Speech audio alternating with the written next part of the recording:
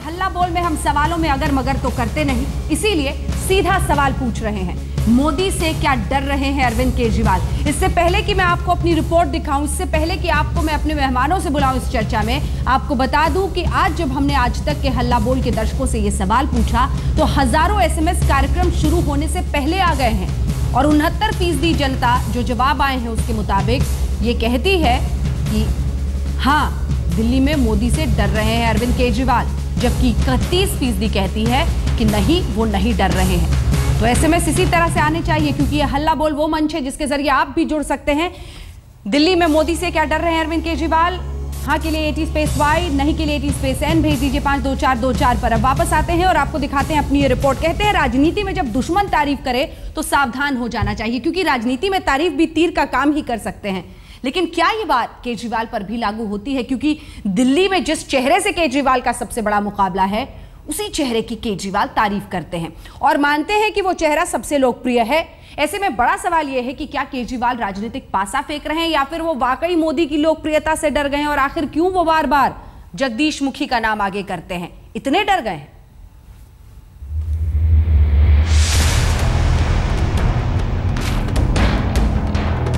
पिछले करीब 7 महीने से हिंदुस्तान की राजनीति में नरेंद्र मोदी नाम का तूफान जारी है। जो भी इस तूफान से टकराया उसके राजनीतिक वजूद पर ही संकट खड़ा हो गया। हरियाणा और महाराष्ट्र के बाद अब ये तूफान दिल्ली की तरफ कूच करने वाला है। तूफान की आहट देखकर केजरीवाल ने भी शायद पहले से ही एहतियातन कदम उठा दिए हैं। नरेंद्र मोदी जी तो प्रधानमंत्री हैं। दिल्ली, वो प्रधानमंत्री की कुर्सी से त्यागपत्र देके दिल्ली में मुख्यमंत्री बनने नहीं आ रहे। दिल्ली की जनता मन बना चुकी है। उन्होंने नरेंद्र मोदी जी को प्रधानमंत्री बना दिया। वो दिल्ली के अंदर अरविंद केजरीवाल की सरकार देखना चाहते हैं। दिल्ली की जनता मन बना चुकी है। अब इसे केजरीवाल का डर कहें या आत्मविश्वास या फिर राजनीतिक पैंतरा, लेकिन सच ये है कि आज मोदी की आलोचना करने वाले नेताओं को जनता का साथ नहीं मिला है। शायद केजरीवाल जनता के इस नब्ज को पकड़ रहे हैं और मोदी पर सीधी आलोचना से बच रहे हैं। याद कीजिए, इससे पहले भी केजरीवाल सफाई मिशन में मोदी का साथ दे चुके हैं, मिशन की तारीफ कर चुके हैं और मोदी को अच्छा वक्ता तक बता चुके हैं। प्रधानमंत्री जी ने स्वच्छ भारत अभियान शुरू किया, बहुत अच्छी शुरुआत है। मिडिल क्लास में पॉपुलर है या नहीं? पॉपुलर है, मैं कम मना कर रहा हूँ, लेकिन ये fight Arvind Kejriwal as CM candidate of Aam Aadmi party and Jagdish Mukhi as CM candidate of BJP के बीच में है। जहाँ केजरीवाल मोदी की तारीफ कर रहे हैं तो वहीं मोदी ने तो केजरीवाल का नाम तक नहीं लिया है। केजरीवाल पर मोदी ने अब तक एक बार ही हमला किया था, वो भी इशारों ही इशारों में। वो है AK-49। दूसरी तरफ इस मुकाबले में अलग थलग पड़ी कांग्रेस कहती है कि आम आदमी पार्टी अहमियत बढ़ाने के लिए कह रही है कि मुख्य मुकाबला बीजेपी का आम आदमी पार्टी से है। एक राजनीतिक पार्टी है जिसका इतना पुराना इतिहास है। सेंटर में वो सरकार में रही, दिल्ली में 15 साल सरकार में रही। हाँ, उन्हें अपनी अहमियत बनाने के लिए जरूरी है उनको ये कहना कि हमारा मुकाबला बीजेपी से है। कांग्रेस की हालत तो भागते भूत की लंगोटी पकड़ने जैसी है। उसे जो भी मिल जाए उसका फायदा ही होगा। लेकिन केजरीवाल के लिए ये अस्तित्व की लड़ाई है। दिल्ली में हार का मतलब होगा आपसे राजनीतिक जमीन का छिन जाना, वो जमीन जिस पर आम आदमी पार्टी खड़ी हुई थी। इसीलिए दिल्ली चुनाव में एक भी भूल आम आदमी पार्टी और केजरीवाल के लिए बहुत महंगी साबित हो सकती है। आज तक ब्यूरो। कई खास मेहमान हमारे साथ इस पूरी चर्चा में जुड़ रहे हैं। सबसे पहले आपका परिचय उनसे करा दें। प्रभात झा जी, राष्ट्रीय उपाध्यक्ष भारतीय जनता पार्टी के, इंचार्ज भी हैं दिल्ली के, वो हमारे साथ सीधे जुड़ गए। हारून यूसुफ साहब, वरिष्ठ नेता दिल्ली कांग्रेस के, हमारे साथ जुड़ गए हैं। आशुतोष आम आदमी पार्टी की तरफ से हमारे साथ जुड़ेंगे, लेकिन दो खास मेहमान स्टूडियो में भी हमारे साथ हैं। हमारे साथ विनोद कुमार बिन्नी जी जो कि लक्ष्मीनगर से एमएलए वो हैं, और संजय कुमार जी, जाने माने सोफोलॉजिस्ट जो आज तक पर हमेशा आपके साथ जुड़ते हैं, वो हमारे साथ जुड़े हुए हैं। सबसे पहले प्रभात झा जी, आपके लिए, अगर ये अरविंद केजरीवाल के लिए अस्तित्व की लड़ाई है तो भारतीय जनता पार्टी के लिए भी कम नहीं है दांव पर। क्या समझ में आ रहा है ये जो अरविंद केजरीवाल नरेंद्र मोदी की प्रशंसा कर रहे हैं, उनके बोलने के तरीके की, कहते हैं बड़े अच्छे वक्ता हैं, दुश्मन के की बड़ाई से भी डर के रहना चाहिए? देखिए, किसी की प्रशंसा के कोई मोहताज नहीं है हम लोग। जिनका देश प्रशंसा कर रहा हो, जिनकी प्रशंसा विदेशों में हो रही हो, वह किसी एक व्यक्ति के प्रशंसा का मोहताज नहीं है। बात रही डरना करना, तो हम राजनीतिक दल के कार्यकर्ता हैं, अपने विरोधियों से सतर्क रहते हैं, डरते किसी से नहीं, जनता को छोड़कर किसी से नहीं डरते हैं। जनता जनार्दन होती है। हाँ। और उसकी सेवा करने का व्रत लेकर हम काम कर रहे हैं, इसलिए डरना वरना तो किसी से नहीं, जनता से जरूर डरते हैं। लेकिन इस बात में तो दम है ना प्रभात जी की नरेंद्र मोदी तो देश के प्रधानमंत्री रहेंगे, मुख्यमंत्री तो आपके पास जो बैटरी ऑफ लीडर्स यहां पर हैं, जो नेता यहां पर है, उन्हीं में से आपको चुन के देना है। वहां पर कौन सा ऐसा नेतृत्व है जिस पर जनता वोट डाले? ये मुख्यमंत्री तो इन्हीं में से कोई बनेगा ना। राजनीति में हाँ, राजनीति में परिस्थितियां अलग अलग होती हैं। आज जो परिस्थिति है वो कल नहीं रहेगी। महाराष्ट्र में आपने देखा, हरियाणा में देखा, झारखंड में देख रही हैं, जम्मू कश्मीर में देख रही हैं। एक साल पहले दिल्ली की स्थिति अलग थी। आज दिल्ली में राजनीतिक परिस्थितियां यह बनी है कि भारतीय जनता पार्टी यहां पर चुनाव के बाद तय करेगी कि मुख्यमंत्री कौन होगा। हमें पहले बहुमत प्राप्त करना है। प्रतिकूलता जब थी तब हम यहां पर नंबर 1 बनकर आए थे। आज तो जनता आतुर है कि कब भारतीय जनता पार्टी आए, सरकार बनाए, नरेंद्र मोदी जी के साथ दिल्ली का विकास जुड़े। ये जनता तैयार बैठी है। इसलिए यह सब कहना हम अपने लिए तैयार है। सरकार आएगी, हम मुख्यमंत्री का चुनाव करेंगे। हाँ, ठीक है। हारून यूसुफ साहब वो कह रहे हैं कि ये सभी कह रहे हैं बल्कि कि कमल वर्सेस झाड़ू ये लड़ाई हो रही है, पंजा तो लोग भूल गए हैं। नहीं, मुझे लगता है कि वो झाड़ू जो है वो कमल के साथ अब मिलना चाहती है, क्योंकि उनकी हकीकत भी सामने आ गई है लोगों के।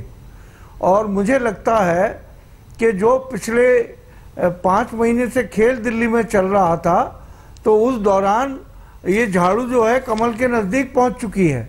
अच्छा, क्योंकि ये अब लेटेस्ट थ्योरी फ्लोट हो गई हारून यूसुफ साहब। सब कहते हैं वो उसका प्लान बी है, वो उसकी टीम बी है, ये उसका टीम बी है। जनता वाकई इस वक्त समझने की कोशिश करेगी। आशुतोष जी भी, मैं लौटती हूँ सर आपके पास, आशुतोष जी भी हमारे साथ जुड़ गए। आशुतोष जी, अगर मगर किए बिना सीधा सवाल आपसे, और वो सवाल ये कि नरेंद्र मोदी बड़े अच्छे वक्ता हैं, उनकी प्रशंसा की जा रही है, जगदीश मुखी का नाम आप लोग आगे कर रहे हैं, पार्टी उनका नाम लेने को तैयार नहीं है, इतने डर गए हैं नरेंद्र मोदी से? नहीं, मुझे तो ये लगता है कि नरेंद्र मोदी जी ने प्रधानमंत्री पद से इस्तीफा देने का फैसला कर लिया है। क्या वो दिल्ली के मुख्यमंत्री बनेंगे? ये बीजेपी स्पष्ट करे ना। बीजेपी इस बात को स्पष्ट क्यों नहीं करें? क्या बीजेपी के पास आज नेताओं का अकाल पड़ गया है? जो एक जमाने में बीजेपी के तमाम बड़े बड़े प्रवक्ता कहा करते थे, we have galaxy of leaders. कहां है गैलेक्सी ऑफ लीडर्स? में देखना चाहता हूं भाई, दिल्ली के अंदर वो कौन है जो दिल्ली में बीजेपी की नैया को खिलवाने की बात कर रहा है? वो कौन है? कम से कम ये तो पता चले ना। दिल्ली के नागरिक ये जानना चाहते हैं कि भाई वो काबिल आदमी कौन है, उसके अंदर वो काबिलियत है कि नहीं, क्या वो नीतियों को समझता है, क्या उसके पास विजन है कि नहीं विजन है, क्या उसके पास समझ है कि नहीं समझ है, पढ़ा लिखा है, अनपढ़ गंवार जाहिल तो नहीं है, क्या ऐसा तो नहीं भ्रष्टाचारी हो, क्या ऐसा तो नहीं स्टिंग कैमरे के ऊपर पकड़ा गया हो घूस लेते हुए। तो ये बात स्पष्ट करने बीजेपी को क्या प्रॉब्लम है? बीजेपी स्पष्ट तो करे। जहां तक जगदीश मुखी का सवाल है, भाई जगदीश मुखी पार्टी अध्यक्ष के साथ साथ लेफ्टिनेंट गवर्नर के पास गए थे और लेजिस्लेचर पार्टी के नेता के तौर पर, तो लेजिस्लेचर पार्टी का नेता ही तो मुख्यमंत्री पद का उम्मीदवार या दावेदार होता है। तो हम अगर जगदीश मुखी के बारे में बात कर रहे हैं तो सीधी सी बात है, उसमें कौन सी परेशानी की बात है? अंजना जी, मैं अनावश्यक प्रश्नों का जवाब नहीं देता हूं, ये मेरी पार्टी का मामला है और मैं इन सब बातों में कभी अनावश्यक चर्चा करता ही ना, अनावश्यक बोलता हूं। जो आवश्यक होगा वहां जरूर बोलूंगा। मैं टीवी पर भी अपनी पार्टी की बात करने आता हूं, चेहरा दिखाने नहीं आता। नहीं, वो ठीक है और आपकी बात महत्वपूर्ण भी है क्योंकि आप दिल्ली के इंचार्ज हैं। ये जगदीश मुखी जी का नाम जो ये लोग उछाल रहे हैं, उनको लगता है कि वो एक कमजोर नेता साबित होंगे, इसीलिए? मजबूत पार्टी में कोई कमजोर नेता नहीं होता। ये पार्टी कैसी है ये आप भी एंकर हैं, जर्नलिस्ट हैं, आप भी जानती हैं कि देश में भारतीय जनता पार्टी की क्या स्थिति है, जनता किस तरह से जुड़ी हुई है। इसलिए अब यह कोई मुझे कहे तो मैं तो अपनी पार्टी की प्रशंसा करूंगा ही। इसलिए अब तो आपका काम है कि मेरी पार्टी की देश में क्या स्थिति है आप बताएं, लोग बताएं, मैं अपनी पार्टी की कैसी प्रशंसा करूंगा। ठीक है, आशुतोष जी आप बताएं, आप जो कहना चाह रहे पहले बोल लें। नहीं, मुझे प्रभात जी ने यह कहा है कि मजबूत पार्टी में कोई कमजोर नेता नहीं होता, लेकिन मजबूत पार्टी में भ्रष्ट नेता जरूर होते हैं। बीजेपी के अंदर बंगारू लक्ष्मण का इतिहास है, बीजेपी के अंदर दिलीप सिंह जूदे का इतिहास है, बीजेपी के अंदर दिल्ली के उपाध्यक्ष शेर सिंह डागर का इतिहास जो कैमरे पर पकड़े गए हैं बाकायदा। इसके अलावा कर्नाटक के अंदर येदियुरप्पा का इतिहास है। तो भाई दिल्ली के लोगों को ये तो बताओ, कहीं ऐसा तो नहीं दिल्ली के अंदर कोई बंगारू लक्ष्मण आके बैठ जाए, कोई दिलीप सिंह जूदेव आके बैठ जाए, कोई शेर सिंह डागर को ही बीजेपी अपना मुख्यमंत्री पद का मुख्यमंत्री बना दे, तब तो दिल्ली के लोग ठगा महसूस करेंगे। तो भाई बीजेपी की दिक्कत क्या है? आपने 93 में, आपने 1998 में, आपने 2003 में, 2008 में 2013 में आपने मुख्यमंत्री पद के उम्मीदवारों के नामों का ऐलान किया, आपने लोकसभा का चुनाव नरेंद्र मोदी के सामने रखा और साथ ही साथ कांग्रेस और दूसरी पार्टी पर टॉन्ट कसा, आपने उनके ऊपर टॉन्ट कसा कि भाई आपके पास तो नेता ही नहीं, हमारे पास नेता। तो बताओ ना दिल्ली में नेता कौन है आपका? आशुतोष जी, मुझे पता है इस पर मैं प्रभात जी से पूछूंगी, वो वही कहेंगे कि सारे नेता हैं, लेकिन आपसे भी बड़ी ईमानदारी से एक सवाल पूछ रही हूं, अन्य मेहमानों के पास भी मैं जाना चाहती हूं, ईमानदारी से जवाब दीजिएगा। सबसे पहला सवाल तो ये कि जब आप जगदीश मुखी का नाम बार बार आगे करते हैं तो उसमें आपका डर झलकता है, क्योंकि आप ये मानते हैं कि वो एक कमजोर नेता साबित होंगे, उस तरह की लोकप्रियता उनकी नहीं है, नंबर वे जो एक वक्त पर डॉक्टर हर्षवर्धन की थी। नंबर टू सवाल ये है, नरेंद्र मोदी कैसे लगते हैं आपको? आप भी कहते हैं कि अच्छे वक्ता हैं, दोनों का स्पष्ट जवाब। नरेंद्र मोदी जी के बारे में मेरी अपनी क्या राय है ये मुझे दुनिया में बताने की जरूरत नहीं, क्योंकि पूरी दुनिया को पता है मैं नरेंद्र मोदी जी के बारे में क्या राय रखता हूं, अच्छी राय है, बुरी राय, जैसी हो मेरी व्यक्तिगत राय। हम तो केजरीवाल जी की प्रशंसा समझना चाह रहे हैं, उनको लग रहा है कि हवा चल रही है, इससे मोदी के खिलाफ नहीं बोलना चाहिए। मैं आपको बता दूं, केजरीवाल जी ने सिर्फ इतना कहा था अरविंद जी ने कि नरेंद्र मोदी जी अच्छे वक्ता हैं।